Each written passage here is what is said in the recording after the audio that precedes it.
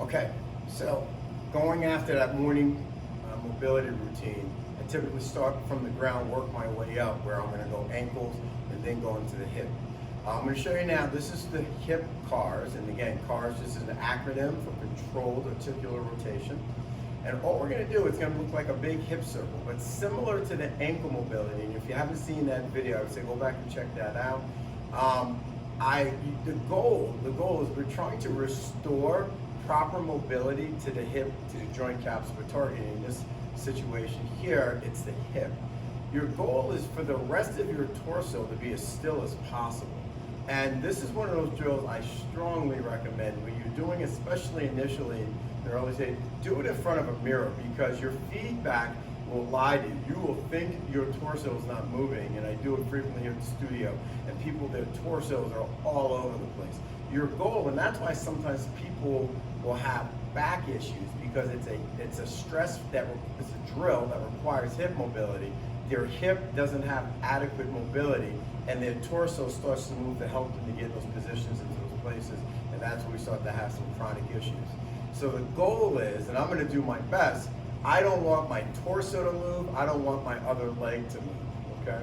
I recommend always go somewhere where you can hold on to something, whether it's a wall, a counter, because again, it's not a balance drill. This is not, you're going to be on one leg. We're not trying to challenge you in that environment. Again, we're on one leg, so hold on to something. I think that also can assist you as far as maintaining stability the rest of your body. So I'm going to work on my left hip here, and the starting position for this is I'm going to cross the midline, and I'm going to externally rotate the leg out, so my toe is turned out. The femur, big bone here in the leg, is turned out. Now from here, I'm going to bring this leg up as high as I can. Again, ideally if you can get it hip height, if you can go above, even better. And then from this position, I'm going to rotate out. We call this here at the studio Captain Morgan, like the Captain Morgan Spice Man. That toe should be lifted, all right? That ankle should be flexed. From here, I'm going to internally rotate this knee, where now I'm rotating, and I'm going to now from here stack my legs. Stack means I'm just positioning them right next to each other. One of the common compensations, people will start to straighten that back leg, keep that knee bent.